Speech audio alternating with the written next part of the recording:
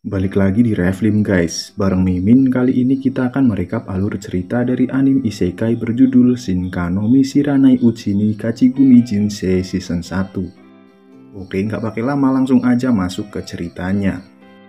Menceritakan tentang bocah bernama Seiichi yang selalu jadi bahan bulian dan dijauhi teman sekelasnya.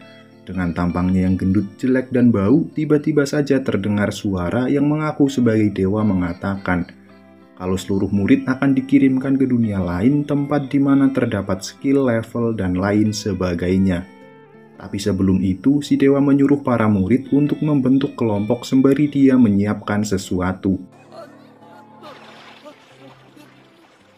Karena Seiichi yang sendirian tidak memiliki kelompok, tanpa sadar si dewa tidak mengirimkannya ke isekai bersama yang lain. Untuk itu, si dewa memberikan sebuah skill khusus padanya sebagai kompensasi, sebelum akhirnya dikirim ke sebuah antah berantah tanpa minum dan makanan. Setelah 5 hari berlalu, kini Seiichi merasa begitu lapar dan ambruk di hadapan sebuah buah evolusi.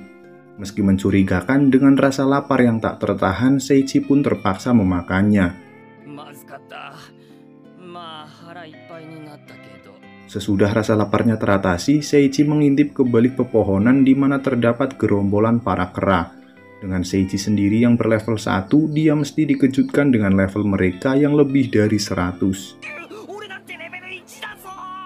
Walaupun hanya kera, sepertinya mereka punya kecerdasan yang mumpuni dengan terlihat hasil kerja mereka, yaitu potion pemulih tingkat tertinggi. Dan setelah para kera pergi, Seiichi mengambil semua potion dan buah evolusi lalu menyimpannya ke dalam skill kotak item. Beralih di tempat lain, tidak seperti Seiichi, para teman sekelasnya malah dikirim ke sebuah kota bersama-sama. Terlihat 3 murid bernama Sota, Kenji, dan Miyu menghampiri seniornya bernama Kanazuki, di mana sedang memikirkan Seiichi yang tidak bersama mereka dan sepertinya dikirimkan ke tempat lain. Kembali ke Seiichi, saat ini dia tengah diserang oleh seekor kera menggunakan tendangannya yang mengibaskan semacam bilah angin membuatnya terkapar dengan darah keluar dari perutnya. Lalu ketika kera itu mendekatinya, dia terbunuh setelah mencium bau badan Seiichi dan mengubahnya menjadi berbagai drop item, dengan Seiichi juga mendapat skill dan pengetahuan kera itu, yang merupakan efek skill khusus dari kompensasi dewa sebelumnya bernama panen lengkap. Juga sesudahnya barulah muncul efek dari buah evolusi yang membuat tubuh dengan perut One Pack menjadi kurus. Dan setelah beberapa waktu berlalu, kini Seiichi dengan mudah mengalahkan monster Acro Wolf level 300, memanfaatkan skill dari kera sebelumnya dan mendapat satu item legendaris darinya. Lalu tiba-tiba dengan para kera yang mengetahui Seiichi telah mencuri potion dan buah evolusinya, mereka pun mendatangi Seiichi bersama dengan bosnya, di mana merupakan seekor gorila pink besar yang mengaku bernama Saria, dan langsung mengajak Seiichi duel. Tentu, meski Seiichi berusaha menolak, hal itu tidak dibiarkan Saria. Karena itu, Seiichi pun memeriksa level si gorila, di mana dengan levelnya yang melebihi angka 700, sontak membuat Seiichi refleks melompat menjauh.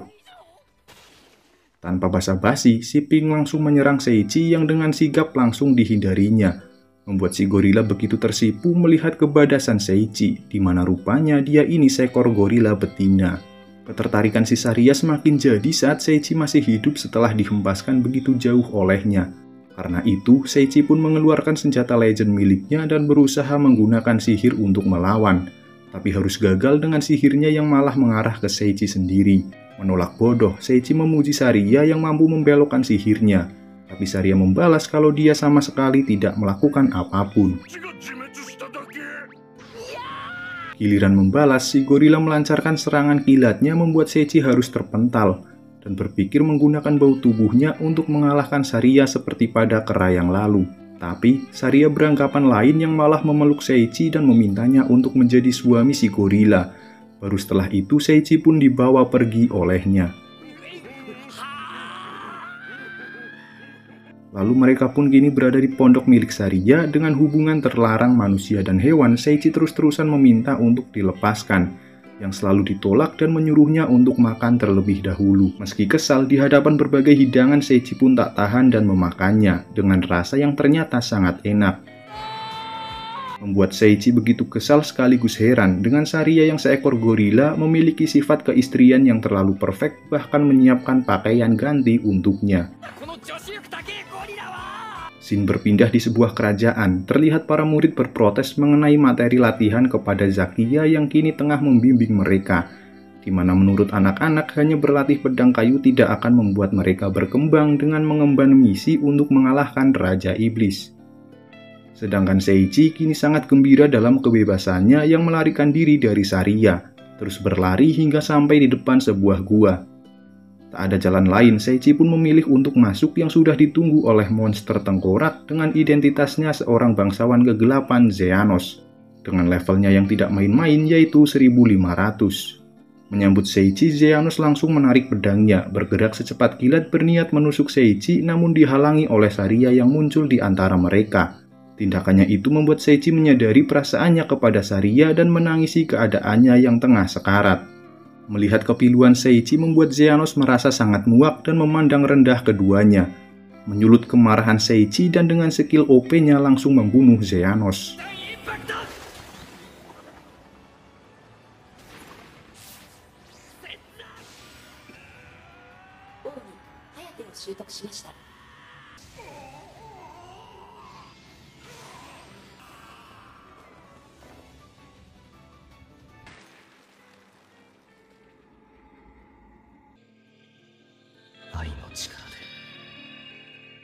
Menghampiri Sariya, Seiichi pun mengungkapkan rasa cinta padanya dan menabrakkan bibirnya pada Sariya. Sementara Sariya yang tadinya sekarat sekarang malah tidak hanya sembuh, diyakini berevolusi dan berubah menjadi sosok cewek yang begitu jos.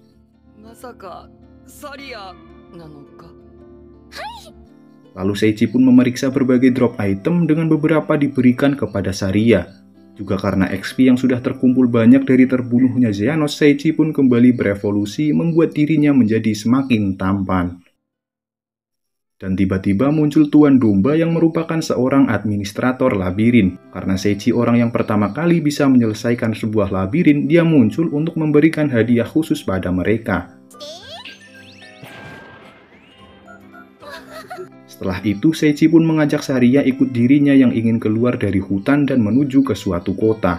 Di tengah perjalanannya, dengan munculnya slime memperlihatkan betapa OP-nya Seiichi saat ini, yang dengan mudahnya membelah padang rumput.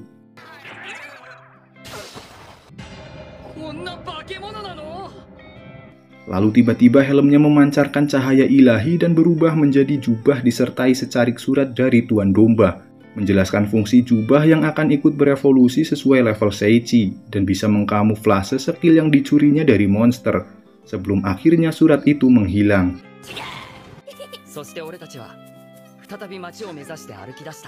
Sampailah di kota terdekat bernama Talbert. Sebelum masuki kota, Seiichi dan Sariya diharuskan mengecek jejak kriminal mereka. Setelah keduanya lulus, barulah mereka dipersilahkan masuk dan langsung menuju ke sebuah guild untuk membuat kartu identitas. Hendak memasuki ruangan, Seiichi mengintipnya terlebih dahulu yang dikejutkan oleh penampakan para anggotanya yang berkelakuan aneh nansas.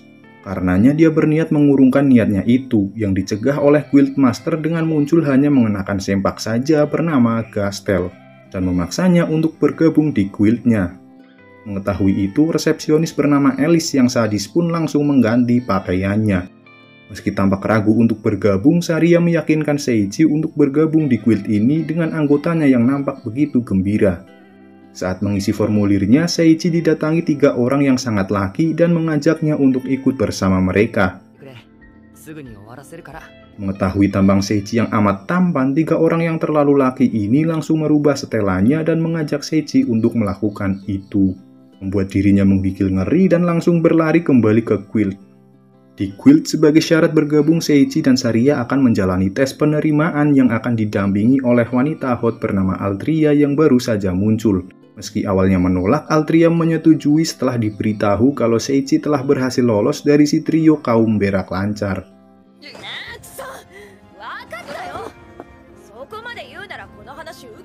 Tesnya sendiri ada 3 macam. Untuk pertama, mereka dimintai untuk mengasuh para anak-anak yang dipercayakan kepada Sariya. Lalu permintaan keduanya adalah membongkar reruntuhan di mana tanpa mendengar penjelasan, Seiichi langsung berjalan dan menyentuhnya. yang mana langsung merobohkan seluruh tembok dan menjadikannya kini terkubur. Membuat Altria merasa sangat khawatir dengan nasib Seiichi dan berusaha menyingkirkan bagian-bagian untuk mencari Seiichi, sambil menyalahkan dirinya dengan mengingat masa kecilnya yang kelam, di mana Altria telah dikutuk akan membawa malapetaka kepada siapapun yang berhubungan dengannya. Hingga akhirnya Seiichi muncul dari balik reruntuhan, membuat Altria marah sekaligus senang dengan keselamatannya.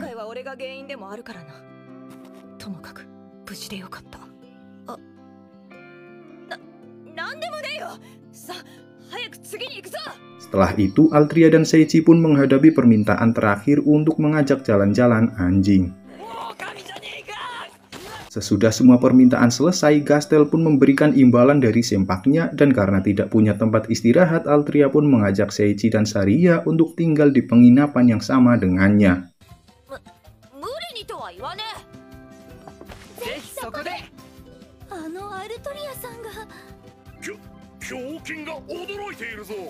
Hari berganti dan kini Seiichi dan Saria diuji oleh Altria, dimintai untuk mencari tanaman obat sebanyak 10 akar untuk masing-masing orang. Meskipun bukan hal yang sulit, entah kenapa Seiichi malah hanya menemukan berbagai tanaman langka, bahkan dirinya tidak menyadari tanaman obat yang ada di bawah tempatnya berdiri. Karena masih kurang, Seiichi kembali ke hutan untuk mencari, walaupun tetap saja tidak ketemu.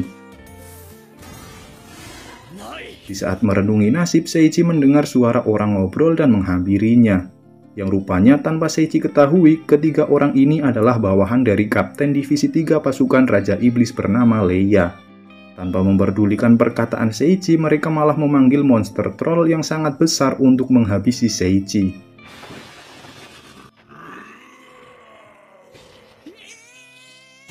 Berpikir mereka berhasil menggeprek Seiichi, mereka dibuat kaget dengan Seiichi yang baik-baik saja sedang menggunakan skill pengisapan untuk menyerap kekuatan milik monster troll. Membuat semuanya lari terbirit-birit tanpa mau mendengarkan pertanyaan Seiichi. Karena itu Seiichi pun kembali gagal mendapat tanaman yang dicari. Namun dengan kebaikan Altria, Altria pun memberikan miliknya untuk melengkapi kekurangan Seiichi. Sementara itu, tiga iblis yang bertemu Seiichi kini tengah tunduk ketika ditanyai tujuannya ke daerah manusia oleh atasannya Leia. Rupanya mereka tadi baru saja memasangkan sihir transmisi di mana akan mengirimkan siapapun yang mengaktifkannya menuju tempat labirin Dewa Naga Hitam untuk melemahkan kekuatan tempur manusia. Tapi entah karena apa, Leia malah merasa kasihan pada manusia yang terkirim ke tempat itu. Meski melakukan rencana bagus dengan mereka yang melanggar aturan pergi ke daerah manusia mengharuskannya dihukum dengan 500 cambukan sebagai pemanasannya. Kembali ke Seiichi dengan yang lain, kini tiba-tiba Altria menginjak sihir transmisi memindahkan mereka ke sebuah labirin yang sama sekali tidak dikenal. Dengan medan yang tidak diketahui, Altria memberikan pecahan batu bernama batu penunjuk yang akan menunjukkan posisi dan kondisi pemilik dari inti batu itu, kalau semisal mereka terpisah. Dan benar saja, tiba-tiba muncul tembok yang sangat kokoh memisahkan mereka. Mencoba mencari jalan menuju Altria, Seiichi memanfaatkan batu yang diberikan Altria padanya, tapi...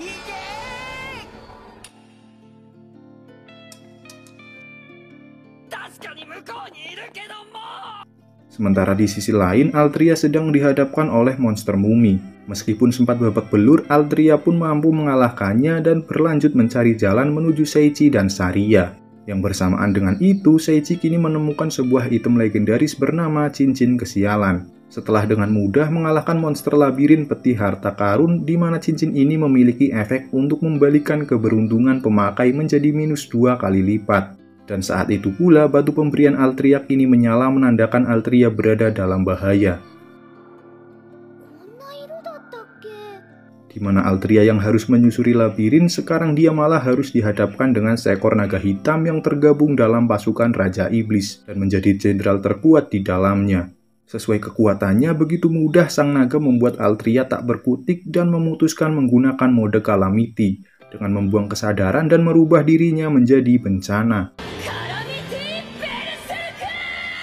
Walau begitu, naga hitam dengan mudahnya membuat Altria tergeletak, berniat menghanguskannya dengan semburan api yang sangat dahsyat. Tapi sama sekali tidak mengenai Altria, dengan tepat waktu Seiichi muncul melindunginya menggunakan jubah pemberian Tuan Domba. Melihat Altria penuh luka, Seiichi pun memberikan potion penyembuh padanya dan memilih mengsolo si naga hitam. Menggunakan dua pedang miliknya, Seiichi sempat tertahan dengan sihir intimidasi naga berlevel 5000 ini. Namun di saat yang sama, Seiichi mendapat berbagai macam skill baik untuk bertahan maupun menyerang, membuat dirinya dengan mudah mengalahkan si dragon.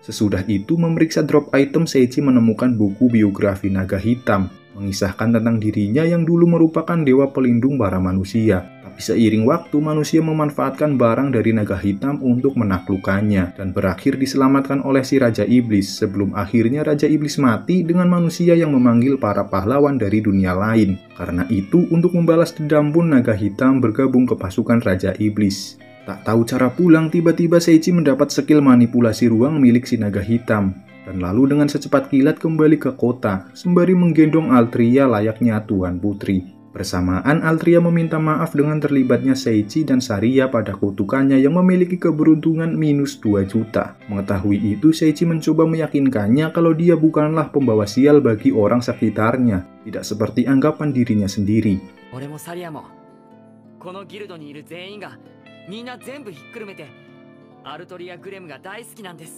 Terharu dengan perkataan Seiichi, Altria pun berlari ke reruntuhan tempat Seiichi melakukan ujian pertamanya, dan sesuai saran Saria, Seiichi pun mengejarnya. Lalu saat dia sedang termenung, Seiichi pun memeluknya mencoba menenangkannya, sembari mengatakan kata-kata penyemangat padanya. Setelah itu, Seiichi terpikirkan untuk menggunakan cincin yang ditemukannya, berharap bisa membalikan minus keberuntungannya. Benar saja, cincin itu bekerja sesuai harapannya dan berhasil menghilangkan kutukan Altria. Mendapat perlakuan dari Seiichi ini membuat Altria sangat baper sampai wajahnya memerah dan pergi karena malu. Sedangkan si Seiichi baru sadar kalau ucapan semangat darinya terdengar seperti sebuah lamaran untuk Altria. Meski sempat khawatir dengan kesalahpahaman Altria, Seiichi membiarkannya dengan Altria sendiri yang terlihat bahagia. Hari berganti dan saat ini Seiichi sedang mencoba mencari info tentang teman sekelasnya yang juga dipanggil ke dunia ini. Bertanya pada Gastel, dia diberitahu tentang kegiatan yang baru-baru ini dilakukan oleh Kekaisaran Kaiser, di mana mereka telah memanggil pahlawan dari dunia lain untuk melawan Raja Iblis. Sempat terkejut, Seiichi yang meminta info lebih lanjut diarahkan Gastel untuk mencoba mencari tahunya di perpustakaan kerajaan. Sementara di Kekaisaran Kaiser, sang raja merasa kesal dengan tidak adanya perkembangan dari para pahlawan yang mereka panggil.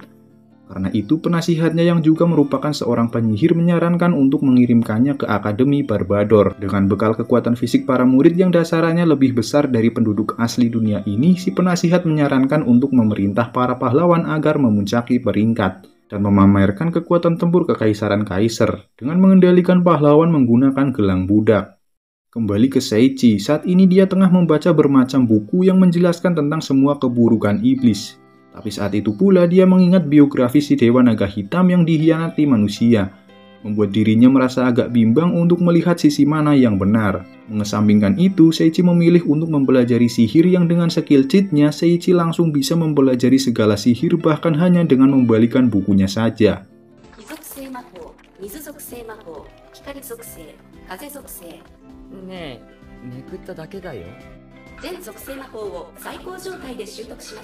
Selepas itu, Seiichi yang merasa lapar pun berjalan-jalan mencari makanan, mengikuti bau harum yang memandunya menuju toko di sela-sela gang sepi.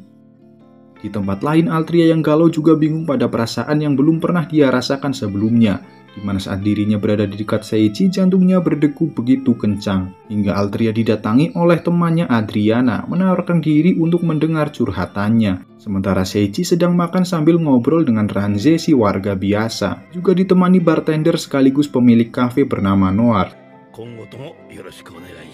Sama dengan Altria yang curhat pada Adriana, Seiichi juga curhat pada mereka berdua, di mana di kerajaan Winburg ini memberikan cincin pada lawan jenis itu berarti sama dengan ungkapan dan janji cinta abadi pada seseorang. Selain itu, kalau berani mengingkarinya maka orang itu akan dieksekusi ataupun paling tidak akan dikebiri.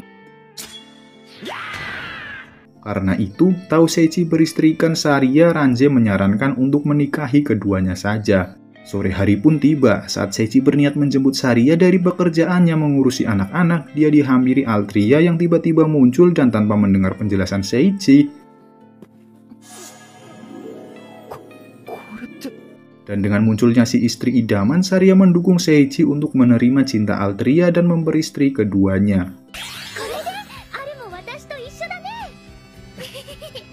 Hari berganti, lalu kini sesuai saran Gastel dengan Seichi yang sudah menjadi seorang petualang, dia disuruh untuk mencari kuda untuk membantu dalam melakukan pekerjaan. Di tempat penjual kuda terdapat berbagai macam jenis yang semuanya aneh. Bahkan ada yang memiliki kekuatan OP, tapi pikun membuat spesiesnya sering mati konyol karena lupa bernafas. Selain itu, ada juga seekor keledai barbar yang bahkan tidak mau disentuh oleh siapapun. Keledai yang terdengar sedang misuh-misuh tanpa disadari Seichi memperoleh skill untuk mengerti segala macam bahasa.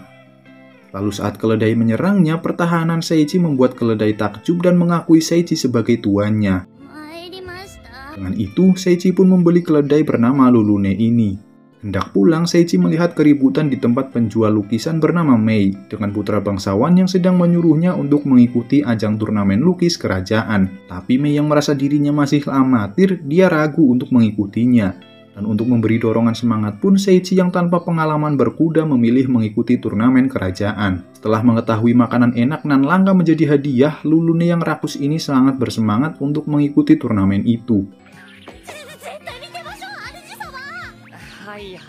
Hari kejuaraan pun tiba, dan diketahui hadiah utamanya bukanlah makanan yang mereka incar, tetapi menghabiskan waktu bersama seorang kesatria Valkyrie bernama Louis. Sedangkan incaran mereka ada untuk posisi 5, pun dengan optimis Seichi dan Lulune mengincar finish di posisi 5. Turnamen pun dimulai dan 5 kontestan langsung gugur dengan kudanya yang mati karena kaget pada suara meriam. Sedangkan Lulune dan Seichi yang kekurangan asupan kini tertinggal dengan Lulune sendiri tidak memiliki tenaga karena lupa sarapan. Lalu Seichi pun memberikan buah evolusi untuk memberinya tenaga. Sementara di garis depan muncul monster panggilan oleh kontestan lain, dan berkat kekuatan buah evolusi, Lulune tidak bisa mengendalikan kekuatan dan kecepatannya, yang bahkan dengan mudah membunuh bos monster di hadapannya, membuat kontestan lain ketar-ketir dan mengundurkan diri.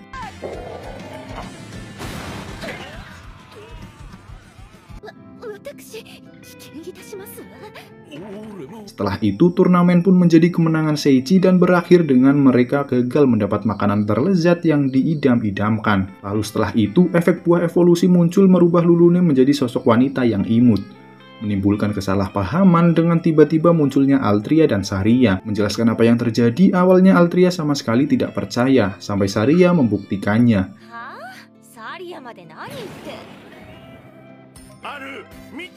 Dan muncullah 2 kesatria Valkyrie bernama Lorna dan Claudia, yang datang untuk menjemput Seichi untuk menemui Louis sebagai hadiah utamanya. Sementara itu, di Kastil Raja Iblis sedang diadakan rapat mengenai kematian Dewa Naga Hitam dan keinginan putri Raja Iblis bernama Lutia untuk membentuk aliansi bersama kerajaan manusia Winburg. Meskipun semua komandan pasukan iblis tidak ada yang menentang, berbeda dengan ajudannya dan memutuskan pergi dari ruangan.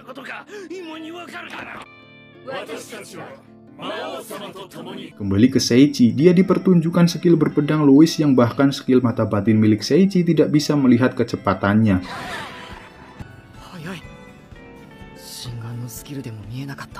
Lalu Seichi yang memperkenalkan diri padanya langsung diberi sebilah pedang kayu menantangnya untuk latih tanding. Seperti sebelumnya, skill Seichi terus meningkat dan bertambah yang bahkan membuat Seichi merasa bingung dengan gerakannya yang bisa menang melawan Louis. Dan berakhir dengan permintaan Louis untuk menjadikannya seorang murid, dan langsung mendapat skill mengajar setelahnya.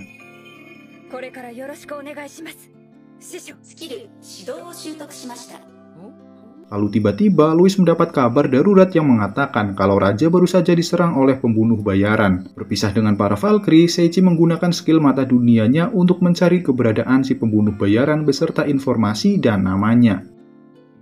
Di mana Seichi dibuat terkejut dengan identitasnya yang baru berumur 8 tahun. Kemudian setelah mengetahui keberadaannya, Seichi pun menghampirinya dan dengan mudah membuatnya pingsan. Sedangkan keadaan raja saat ini tengah tertidur akibat efek senjata kutukan yang mengakibatkan korban akan tertidur selamanya. Menawarkan diri untuk mencoba mengobatinya, Seichi dikejutkan dengan si raja yang ternyata Ranze, orang yang pernah ngobrol di kafe sebelumnya. Lalu dengan menciptakan skill baru pun, Seichi mencoba menyembuhkan Ranze. Meski sempat pesimis, Seichi akhirnya berhasil dan Ranze pun sadar.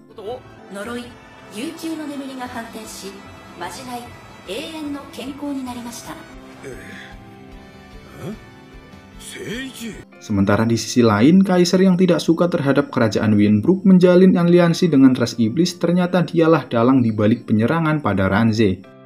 Setelah itu, Seichi dan kawan-kawan Valkyrie tengah melakukan interogasi pada si pembunuh bayaran bernama Origa. Dengan iming-iming makanan lezat, Lorna yang menginterogasinya menyiksa dia, sebelum akhirnya dihentikan oleh Seichi dan Louis yang menyadari adanya kalung budak di leher Origa.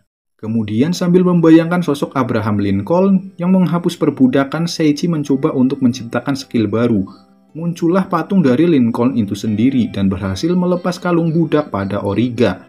Barulah setelah itu dia menceritakan masa lalunya yang ditangkap bersama ras manusia kucing lain saat masih kecil dan dilatih secara keras untuk saling membunuh dengan yang selamat dijadikan pasukan pembunuh oleh kerajaan Kaiser. Mendengar cerita itu, Seichi bersama haremnya yang baru tiba beberapa saat lalu pun memutuskan untuk mengajaknya bergabung ke dalam partinya. Di tempat lain, tidak seperti sifatnya yang sangat memerangi ras iblis dengan memanggil para pahlawan, terungkap kalau ternyata penasihat Raja Kaiser dan ajudan Raja Iblis bernama Chris tengah saling membicarakan rencana masing-masing demi membangkitkan kembali Raja Iblis dari segelnya. Hari berganti, Seichi saat ini sedang berlatih untuk mengendalikan sihir yang baru saja dipelajarinya bersama kakaknya Louis, Florio. Sebelum akhirnya didatangi oleh Louis meminta tolong padanya untuk menjaga raja. Dengan diketahui Louis telah mendapat panggilan untuk membantu pasukan Black Paladin menghadapi para monster yang muncul di perbatasan. Singkat cerita, seminggu telah berlalu sejak keberangkatan Louis dan pasukannya. Kini kerajaan Winbrook kedatangan tamu yang dikenal penyihir terhebat di benua bernama Barnabas, di mana dia juga adalah seorang kepala sekolah yang mana saat ini para teman-teman Seichi telah dikirim ke sana. Lalu saat sedang menemui raja, tiba-tiba seorang prajurit melapor kalau telah muncul para monster berjumlahkan 5.000 sedang menuju ke kota. Dengan setiap monsternya memiliki tingkatan level kelas bos, yang mana ini terjadi sesuai rencana ajudan Raja Iblis dan penasihat Kaiser untuk memancing para Valkyrie ke perbatasan supaya tidak ada pasukan kuat yang mampu menahan gempuran para monster di kota. Karena itu, Raja mengandalkan guild yang berisikan orang-orang cabul untuk menghadapinya, dan ditunjukkanlah seperti apa kemampuan para anggota yang dengan keunikannya sendiri bisa dengan mudah mengalahkan para monster satu persatu. Juga terlihat orang lain seperti Noard yang bekerja sebagai bartender kafe ternyata seorang pembunuh legendaris. Ditambah dengan bantuan Barnabas, si penyihir terkuat, dia mampu menghempaskan para monster hanya dengan satu sihir yang dirapalnya. Tapi tidak cukup sampai di situ, monster dengan kelas yang lebih kuat muncul sebanyak 2 kali lipat yang saat ini sedang mereka hadapi. Membuat para petualang terdesak dengan pertahanan monster yang lebih keras juga dengan kurangnya personil pada sisi guild dan kerajaan. Dengan skill cheat miliknya, Seichi mencoba untuk menciptakan sebuah skill pamungkas yang hanya bisa berpengaruh pada pihak musuh. Sambil membayangkan sosok dewa yang memberi penghakiman, Seichi pun berhasil menciptakan sihir OP yang secara instan menghabisi para monster ketika terkena sambarannya. Bahkan tidak hanya di medan pertempuran, skill miliknya pun mencapai lokasi dalam peristiwa ini dan menyambar Chris. Kekuatan terlalu OP milik Seichi ini membuat Barnabas begitu takjub dan meminta Seichi untuk bergabung ke akademinya untuk menjadi seorang guru. Tapi karena janjinya pada Louis, Seichi pun meminta penundaan keberangkatan sampai Louis kembali dan akan berangkat bersama dengan kawan-kawannya. Dan untuk menghabiskan waktu selama 1 bulan itu, Seichi memilih untuk kencan secara bergantian dengan setiap haremnya.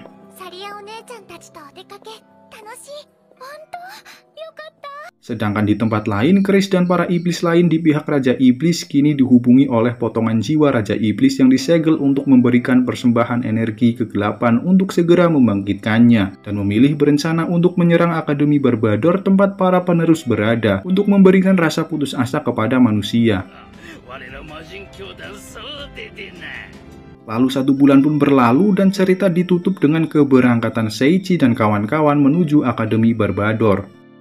Oke, terima kasih buat kalian yang nyimak sampai akhir. Dukung terus channel ini dengan like dan subscribe juga. Jangan ragu untuk kritik. Matur nuwun.